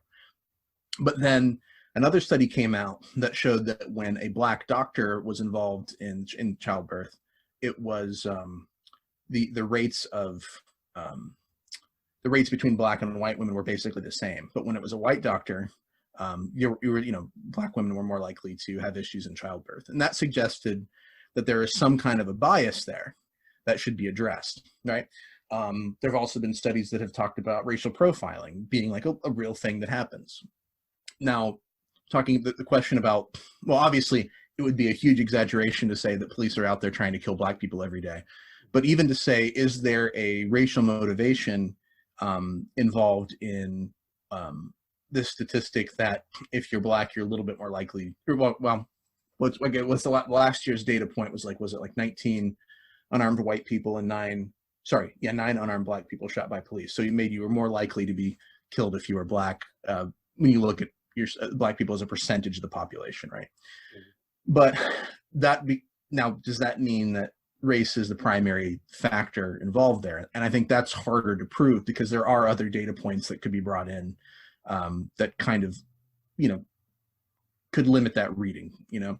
And so I think we can have these conversations and say, like, you know, yeah, that happened to you, and I'm sorry, and that sounds like that was racism, you know.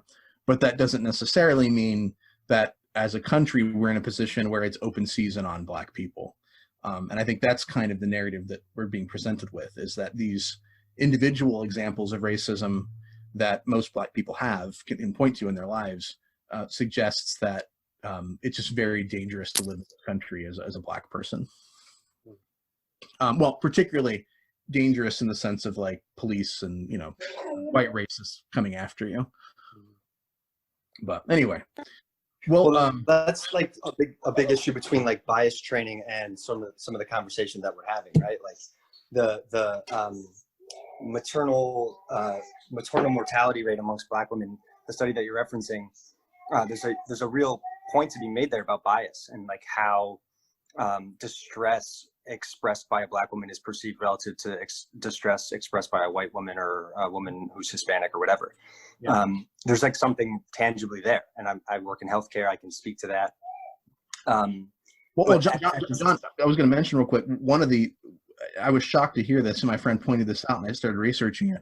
There is a stereotype, even in like the people who are, like, medically trained in medical schools, will talk about that supposedly black people have a higher threshold for pain. And I couldn't believe that that was something that people nowadays believed and said. I don't know if that's ever something you've heard.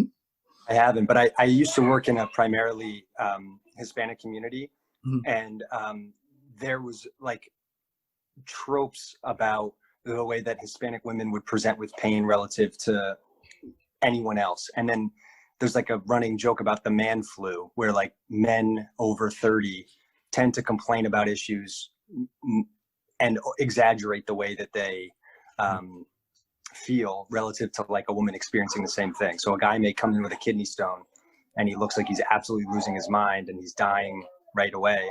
And a woman who's 80 may come in and like complain of a little tenderness, you know? Yeah. So I think that there's a lot of individuality to overlay on the conversation, but bias is a thing that I think deserves a lot more conversation. It's just hard to get there when the conversation is about whether or not there's an actual genocide going on. And I think that muddying of the waters is purposeful. Again, I can't hammer this point enough. I don't think it's accidental that people from Michelle Obama to various senators to the columnists that we read are all using the colorful rhetoric that they do. I think it's because it's not about changing policy. It's about division. Yeah. Well, I was going to move on to election politics real quick to kind of finish this up, unless Aree has anything he wants to add before we move. No, I'm good. Okay, cool. So I don't think any of us here are going to vote for Biden or Trump. But actually, I'm not even sure who here is voting. But if you felt obligated to vote for one or the other, there was some hypothetical scenario where you had to, which one would you support and why? It has to be between Biden and Trump. Well, I guess what I'm curious about, as in the kind of the sort of time we're in, where there's all this kind of amping up of violence and stuff like that. I've been thinking a lot in terms of like, I'm not going to vote for either. But would I rather, on some level, knowing that it's almost certainly going to be one of those two, who am I going to be most bummed about if they win? Maybe that's another way to say it. And I guess part of me feels like maybe Biden is a better option for the country just because he's such a, he's not somebody that inspires really any kind of emotion from anybody. Whereas I think Trump is somebody who kind of puts a lot of, stokes the fires a lot. And so maybe on some level, it's just people can't really keep repeating the same rhetoric with somebody like Biden in charge. And so so part of me was wondering if maybe in that sense, Biden's a better option, even if it's kind of a return to the same sort of terrible industrial complex foreign policy and stuff like that. Yeah, if I'm being honest, I think I would. If I had a gun to my head and I had to either click Trump or Biden, I'd probably click Biden over Trump, because like in all honesty, I don't really see that much. I don't really, like, policy wise, I don't really see that much difference to them. Obviously they differentiate themselves in terms of what they prescribe the government to do, but the majority of the time, like funding wise for the government, they tend to be kind of both big government type dudes. So it's like, who would I find more stomachable? I guess I would find Joe Biden more stomachable, because I didn't dislike, like, I sincerely dislike Trump as a person, just sincerely as a person. But in terms of Joe Biden, while he was in office for those 8 years, I never really saw a problem with him, in my opinion. So for me, I would have to, like, when all of the political stuff, when all of like the libertarian principles are thrown out the window and you tell me choose either Trump or Biden, I'd probably choose Biden over the very fact that I really don't like Trump. John, you going to go blue? You going to turn on that anti-World War vet for a MAGA hat? So I agree with Aree in insofar as like Biden is a better vanilla candidate to know what it is that we're getting. He's certainly more palatable. His policies are probably a little bit more towards the center, which is probably where we should be going if we had to choose between the two of them. I think that he represents the establishment in ways that make him terrifying because of how obscure and polite and polished the terrible policies of the Obama administration or like the Clinton family and like their administration would go. And I think that ultimately most of like the bureaucracy, the unelectable officials that make up most of government, I think that they like Biden or favor like left centrist policy, all of which means that like Biden would probably be a more effective candidate in actually instituting policy he wants, which is why if I had to choose, and I think about this almost every day, and my opinion sort of changes with whenever I look at anything Trump says, I fall away from imagining it. But if I had to choose, I think at the end of the day, I would choose Trump. And the reason why is it's a singular reason. He evokes a skepticism of the office that I think is appropriate for everyone to think about the president, regardless of who it is. And when Trump is in office, the caricature of that man and how objectively ridiculous he is and bad at you know, being a politician and being just a figurehead and a leader, he helps people to understand both how ridiculous it is that we have this one office that represents all the things that it's supposed to represent, and he evokes like a visceral disdain from the legislative branch that makes him less effective. And so I think another 4 years of Trump would mean a lot more scandal and media outrages and you know, screeching, but I don't think it would mean a lot of like policy change. The thing that I try to make the point to people about here, like in my circle, is Trump is like, if you were to just remove all of his like superficial nature and you were to just take his policies, like what's happened in government in the last 4 years, it would be impossible to differentiate him from like a Bush, a W. Bush, or really an Obama in a lot of ways. Maybe on foreign policy, where I think he actually is probably better. Yeah, or at least like he has taken the Obama administration approach on North Korea and done that across the entire globe. He wants to run in place and pass the ball. He doesn't want to make any waves. He has an inclination of pulling troops out of areas that seem like they're losing deals for us, which is all well and good. And I think the position he has on NATO and pulling us out of NATO, or you know, speaking to its nature as like a sort of a failed coalition, is all really important. And those are some of the true benefits that I think we got from him that we would have never gotten from a conventional candidate. But that I don't support him for his policies or his rhetoric so much as I do the visceral response he gets from the constituency and from the media and from the political class. Everyone hates him, everyone's against him, and that means he'll be less effective. And I want the least effective politician in every office. You just persuaded me to vote for Trump then. All right. Yeah, I agree with that. I agree with that more. I never really thought of it like that. So yeah, that's cool. That's good. Well, you know, I was inclined at one point to agree with your point about, you know, sort of Trump basically taking this sort of veneer of respectability away from the office and sort of laying bare what it really is. But I'd like to think that people just go, wow, this is what the office of the president is. I hate this. But I think instead what people have just said, this guy's really bad. We got to put somebody else in there. And so I wish that was how people reacted to it, but I'm not sure if that is really how they're reacting to it. I think in a lot of ways, you know, Trump is like this kind of mirror of our hearts in a way. Like he brings out the wickedness in all of us. Like I think everybody, regardless of their political perspective, is worse because of Trump. Yeah, like just sorry, I didn't mean to interrupt. Yeah, go ahead. But this is the problem that I see with politics now. I think what's happening is that Trump has pretty much made Republicans, made conservatives, made Democrats, made liberals. He's shown in many ways that they will toss principles out of the window when it comes to him.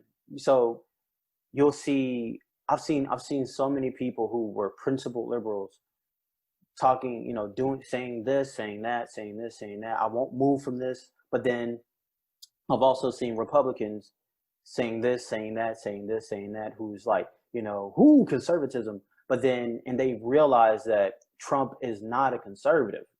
Trump is not what a Ben Shapiro would be in terms of conservatism. Trump is not what a Steven Crowder would be in terms of conservatism. But Trump has literally made it to the point that we are just voting for a person. We are not voting for principle anymore. We're voting for a person now. And so it's almost like he's made people forsake principle in terms of lesser, choosing the lesser evil of the two.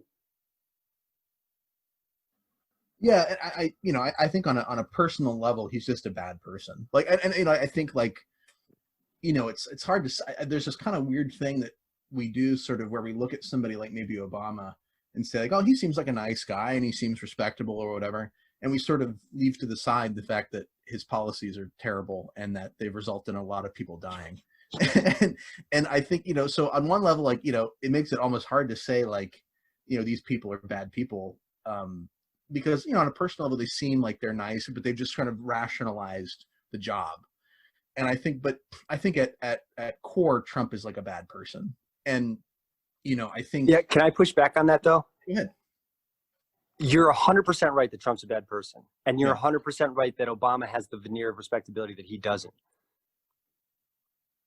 But, like, when we talk about genocide, the closest thing that we can imagine in the modern world is what's happening in Yemen. And it's all the Obama administration's fault. Yeah, no, I agree. And that was what I was saying, too, is that when you look at the policies, there's this rationalization that's been done where somebody like a Bush or an Obama might be, a very nice person. And when you deal with them face to face, but the policies they've supported have resulted in so many deaths. And so, like, you can't say that they're good in that sense, but, like, we've kind of rationalized violence and politically, if as long as it's done in an official capacity, it's okay. And I guess that's kind of what I'm getting at. But I don't know if you wanted to finish anything up on that. I'm sorry. Well, I was just going to say, like, I think there's like a real potency to the apparent goodness of the candidate that makes us forgive everything else, that, like, confuses people about what it is that we're talking about when we're talking about presidential politics or foreign policy, or, I mean, even domestic policy. He was terrible on immigration. He didn't evoke any of the same responses that came from Trump for literally the same policies about imprisoning Mexican kids on the border. Sure.